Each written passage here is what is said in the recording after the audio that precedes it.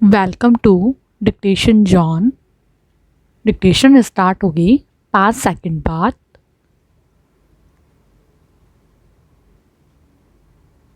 आज का युग बाजार का युग है।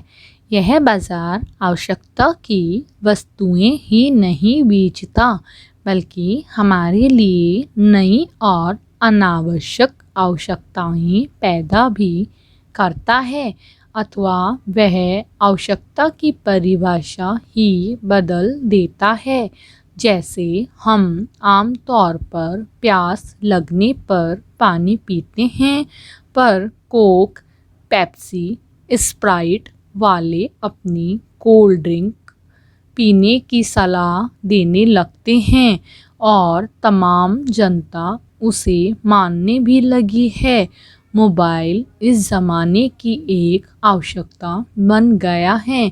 इतना ही होता तो कोई दिक्कत न थी, क्योंकि तमाम तरंगीय खतरों के बावजूद यह एक उपयोगी उपकरण है।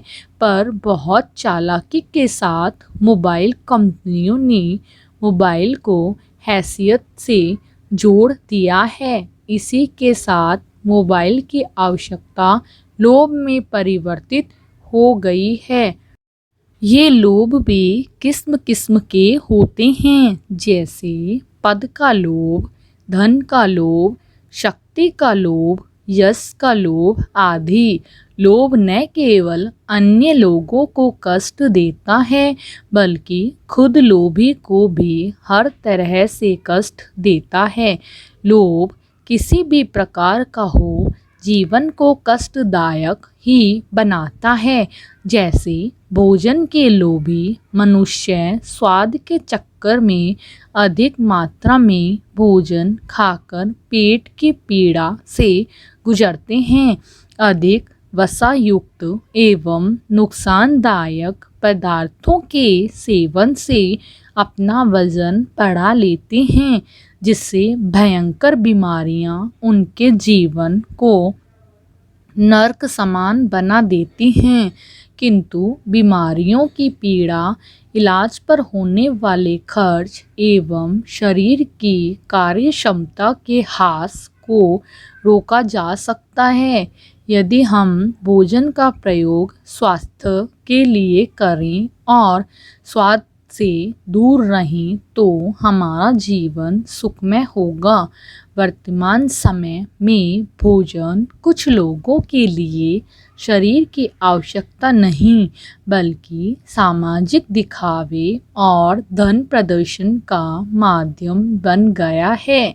भोजन में जंक फूड, शराब जैसी चीज़ें शामिल होती जा रही हैं और साथ में ला रही हैं भयंकर लाइफस्टाइल बीमारियां और प्रकृति का निर्मम दोहन।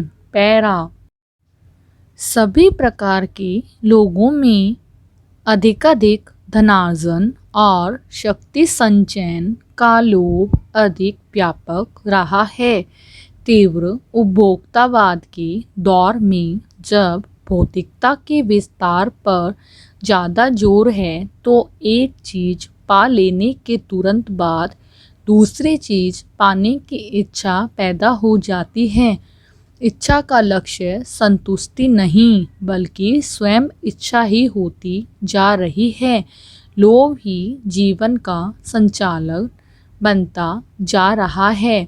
कहा भी गया है कि मानव शरीर मर जाता है, लेकिन लालची का लोभ कभी नहीं मरता। लोभ यानी ज़रूरत या योग्यता से अधिक की चाह, जो सिर्फ स्वार्थ के लिए हो। लोभ किसी भी चीज़ के लिए हो सकता है। भोजन, रुपया, वस्तुएं, प्रसिद्धि, ज्ञान, प्रतिष्ठा, कुछ भी। लोभ का रोग तब और भयानक हो जाता है जब हम स्वयं को उसका पात्र मान बैठते हैं और उसका मिथ्याभिमान भी हमें ही हो जाता है। पैरा आज यह लोभ ही तो है कि दुनिया में एक जगह अन्न के जहाज समुद्र में डुबोए जाते हैं तो दूसरी ओर दुनिया के करोड़ों लोग भूख की वजह से मर जाते हैं। कुछ लोग 24 घंटे बिजली पानी की सुविधा प्राप्त कर सकें, इसलिए करोड़ों लोगों से उनका आशियाना छीन कर उन्हें दर दर भटकने के लिए बाध्य किया जा सकता है। किसी देश में सत्ता हमारे मिजाज की नहीं है तो शक्ति द्वारा उस देश को नष्ट करके वहाँ के निवासियों को शरणार्थी बनने के लिए मजबूर कर दिया जाता है। सीरिया, इराक, अफ़गानिस्तान में यही हुआ है।